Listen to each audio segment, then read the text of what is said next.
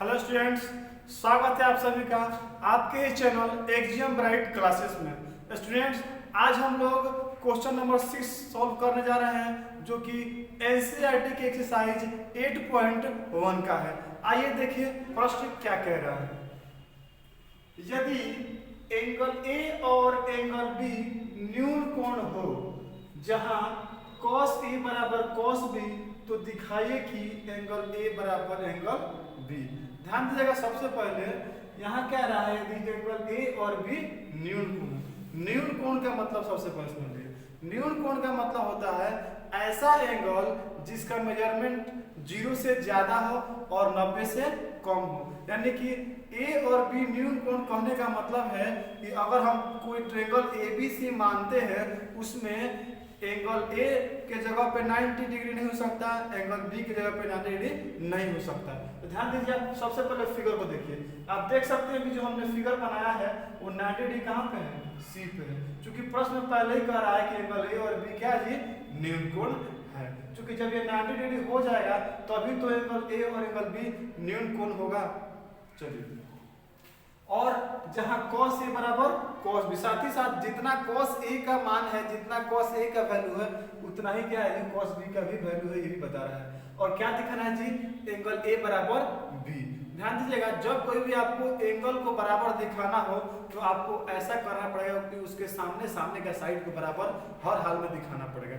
चूंकि एक त्रिभुज में ये नियम होता है कि किसी बराबर कोण के सामने वाला जो साइड होता है, यानी कि जो भुजा होता है, वो क्या होता है जी, बराबर होता है। यानी कि अगर कोई त्रिभुज है उसमें दो साइड बराबर है तो उसके ठीक सामने वाला जो दो एंगल होगा वो बराबर होगा, या अगर दो एंगल बराबर है तो उसके ठीक सामने वाली भुजा क्या होती है जी, बराबर होती है। तो चलिए आइए उसी का सहायता से हम लोग एंगल ए और बी को क्या करेंगे, बराबर दिखाएंगे।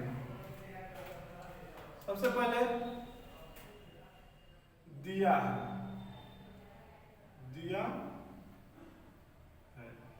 क्या दिया है जी, cos a बराबर cos b। तो यहां लिखेंगे cos a बराबर cos b। ध्यान दीजिए, cos a और cos b क्या है, आपस में बराबर, ये प्रश्न में दिया हुआ था। देखिए cos थीटा इक्वल टू क्या होता है, b by h। cos theta equal to क्या होता है जी, b बाई h। तो यहां देखिए a यानी कि a के हिसाब से, यानी एंगल a के हिसाब से हमारा b कौन होगा। आप जानते हैं कि 90 डिग्री के ठीक सामने वाला h हो जाता है और एंगल के ठीक सामने वाला p हो जाता है। तो जब ये h हो गया और ये p हो गया तो ये क्या हो जाएगा, b। यानी कि AC एंगल a के हिसाब से AC बाय h माना हो जाएगा AB। एक बार फिर से समझिए, cos थीटा इक्वल टू होता है b by h। cos theta क्या होता है, b बाई h क्या होता है। तो एंगल a के हिसाब से आप खुद देखिए, एंगल a के हिसाब से b मेरा कौन है, AC है, और h AB है। यानी कि अगर आप देखेंगे cos b बाई h होता है, b बाई h होता है, तो आप खुद मिलाइए, बेस कौन सा है जी, AC, और बाई h कौन है जी, AB। तो आप देख सकते हैं कि cos a की जगह निकाल लिखे हैं AC by AB equal to, अब देखिए यहाँ पर भी cos theta equal to b by h ही होता है, लेकिन ध्यान देने वाली बात है कि यहाँ पर a के हिसाब से b बाई h लिखना था और यहाँ एंगल b के हिसाब से। तो जब एंगल a की बात किए थे तो ये ACB था, और जब एंगल b की बात होगी तो BC क्या होगा, हमारा b हो जाएगा, यानी कि BC बाई AB। चलिए आइए इसको क्रॉस मल्टीप्लाई करते हैं। तो अगले बार में जब क्रॉस मल्टीप्लाई करेंगे तो अगले स्टेप में हो जाएगा AC into AB equal to AB into BC। अब देखिए, चूंकि यहाँ पर AB यहाँ मल्टीप्लाई कर रहा है, तो अगर हम AC को इधर रख दें और AB के इक्वल टू क्रॉस कराए तो AB मल्टीप्लाई कर रहा है, तो यहाँ पर आकर के क्या करेगा, AB इंटू BC तो पहले से था, ये AB इधर आएगा, तो चूंकि यहाँ मल्टीप्लाई करता है, यहाँ करके क्या करेगा, डिवाइड हो जाएगा ये। तो AB से AB कटेगा, तो यहाँ हमारा क्या आया, AC बराबर BC, यानी कि जितना AC का लेंथ है उतना ही हमारा BC का भी लेंथ है। यानी कि जितना BC बराबर है उतना ही क्या है जी AC भी। अभी जस्ट हम समझाए हैं, अगर आप ध्यान नहीं दिए होंगे तो फिर से सुनिए।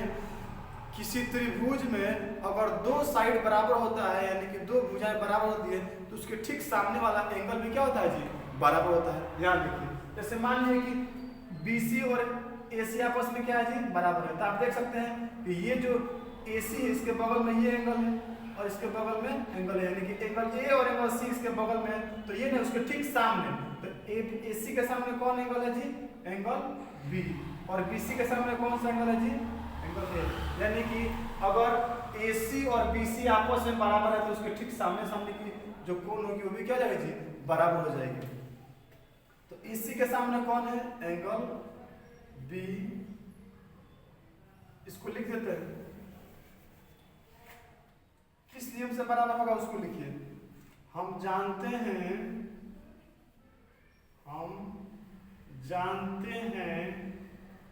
कि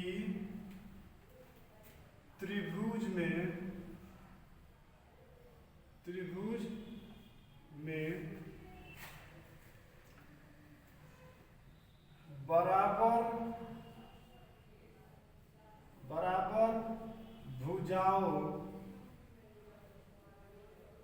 भुजाओं के सामने का कोण बराबर होता है।